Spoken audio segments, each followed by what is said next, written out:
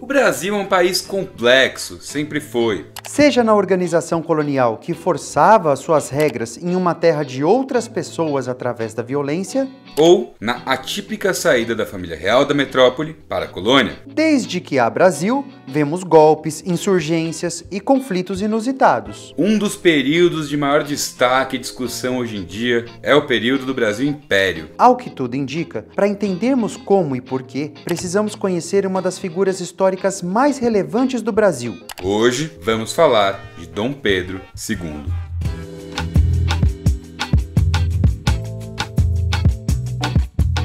Bom, de cara, é importante a gente fazer um apanhado geral de como foi que Dom Pedro II assumiu o trono. A família real portuguesa, que havia se estabelecido no Brasil em 1808, fugida das tropas de Napoleão, tinha um problemão pela frente lá pelos idos de 1820. Os portugueses não aceitavam muito bem o fato de ser uma espécie de satélite de si mesmo, com seu centro de poder estabelecido na cidade do Rio de Janeiro. Diante disso, ocorreu uma espécie de revolta liberal que ficou conhecida como a Revolução Liberal do Porto. Um dos filhos de João, Pedro, foi uma espécie de ponte entre o novo iluminismo liberal que surgia em Portugal e as ideias arcaicas da monarquia absolutista representadas pelo seu pai. E, ao que tudo indica, mostrou grandes virtudes em negociar um meio termo. O fato é que, com essas negociações, a solução encontrada foi a volta de Dom João VI para Portugal e a permanência de Pedro no Brasil, assim como de sua esposa, a austríaca Carolina Josefa Leopoldina de Habsburgo-Lorena. Pouco tempo depois, em 1822,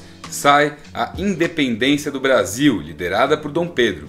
2 anos depois, foi escrita uma Constituição.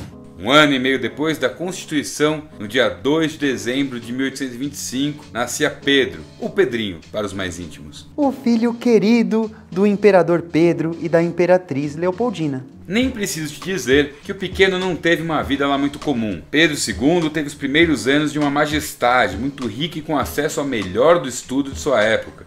Pedro mais estudava línguas, retórica e política do que brincava com crianças da sua idade, o que fez com que sua personalidade fosse descrita como amarga e até mesmo melancólica. Muita responsa nas costas desse menino, que se tornou imperador do Brasil aos 5 anos. Seu pai teve que sair vazado do Brasil, porque a coisa estava feia em Portugal e precisavam dele para assumir o trono em Lisboa. Isso lá pelo ano de 1830, mas não antes de deixar a coisa toda azeitada e o caminho pronto para o novo monarca imperial do Brasil. Pedro I deixou acertado que José Bonifácio, um dos homens mais importantes e cultos da história do Brasil, seria seu líder, tutor e cuidaria de perto de Pedro II durante sua infância.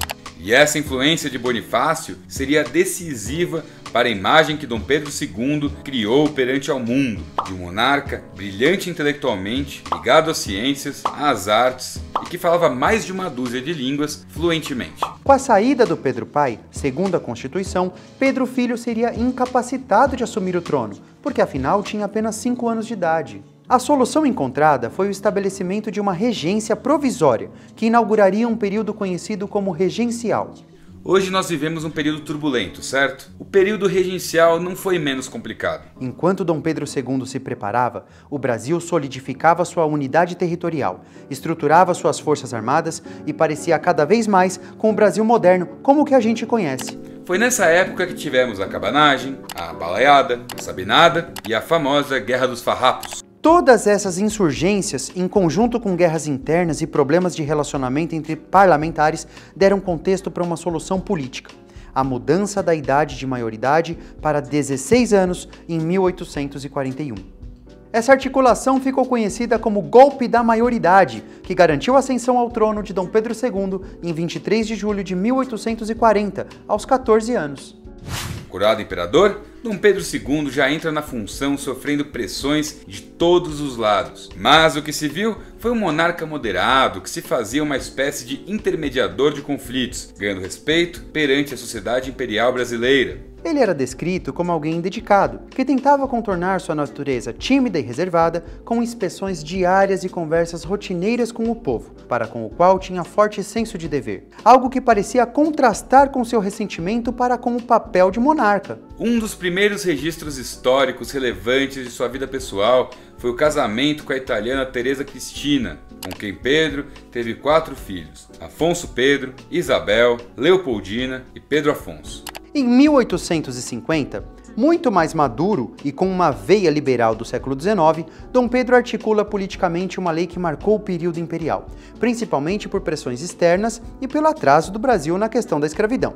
O nome dessa lei, Lei Eusébio de Queiroz. Essa importante lei estabelecia a proibição do tráfico de africanos para abastecer o mercado escravocrata do país. Essa lei seria uma forma de melhorar as relações diplomáticas com o Reino Unido, um grande patrocinador do fim da escravidão pelo mundo.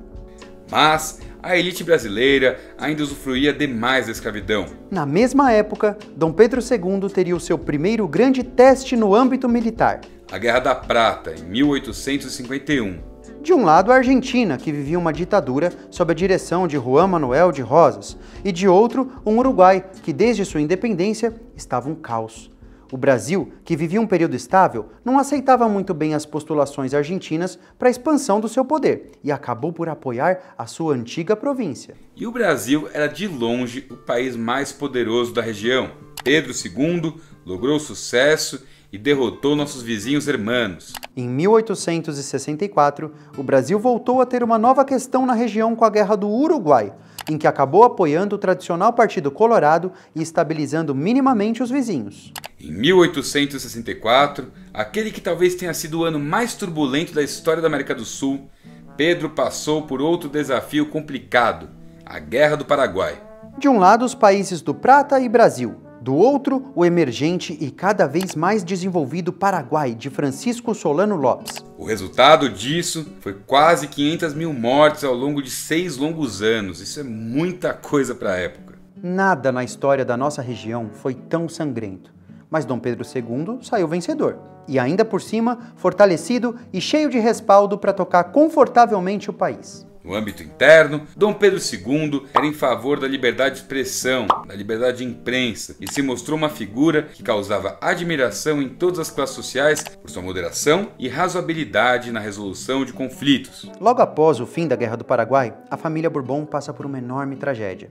A filha do casal imperial, a princesa Leopoldina, morre de tifo aos 23 anos em Viena, no ano de 1871.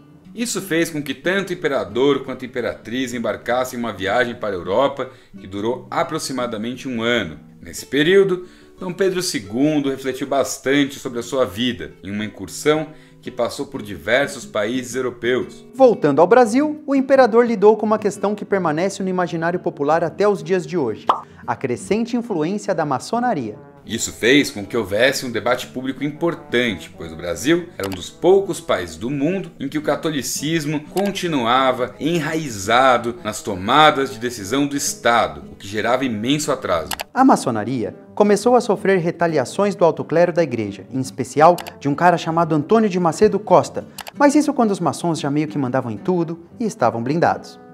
Então, com a anuência de Dom Pedro II, o Dom Macedo foi preso por crime de sedição. Após esse evento, Dom Pedro II já começava a mostrar um comportamento distante e pessimista. Daí que viaja novamente para fora do país, dessa vez em 1876 para os Estados Unidos, onde encontrou o presidente americano Ulysses Grant. Uma viagem que fez com que Dom Pedro lamentasse cada vez mais por sua vida até esse ponto, desde sempre preso em palácios, sem qualquer tipo de diversão e sem tempo livre.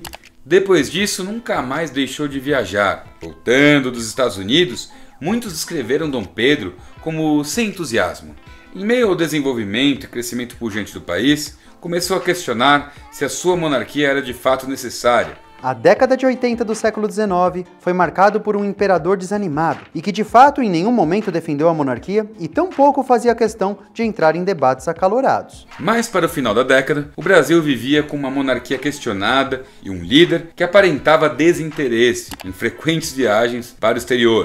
Nesse período, foi criada a Lei nº 3.353, que ficou conhecida como a Lei Áurea, assinada por sua filha, Isabel, que estava como regente por ausência do pai. Internamente, o abolicionismo causou um descontentamento nos grandes barões brasileiros e aliados com a alta cúpula do exército positivista. A pressão pela república foi se tornando cada vez mais insustentável. Em julho de 1889, o imperador sofreu atentado à bala, com os gritos de Viva a República. Finalmente, em novembro, liderados pelo Marechal Deodoro da Fonseca, Dom Pedro II sofreu um golpe e foi destituído do cargo. Apesar de ter um movimento monarquista relevante naquele período, Dom Pedro II pouco fez para impedir o golpe e foi embora às pressas para a Europa, onde sua esposa morreu logo após a chegada. Pedro II viveu alguns anos de forma solitária e modesta em Paris, onde morreu de pneumonia no ano de 1891. A figura de Dom Pedro II é objeto de discussão até os dias de hoje. Para muitos, um herói, um sujeito esclarecido que trouxe muitos avanços para o país, mas para outros, a personificação de uma figura da elite predatória. O fato é que a Majestade Imperial é uma das figuras mais importantes da história do Brasil, um sujeito virtuoso e melancólico, que fora, de longe, o líder mais duradouro desse país, reinando longos 68 anos no século de maior estabilidade de nossa conturbadíssima história.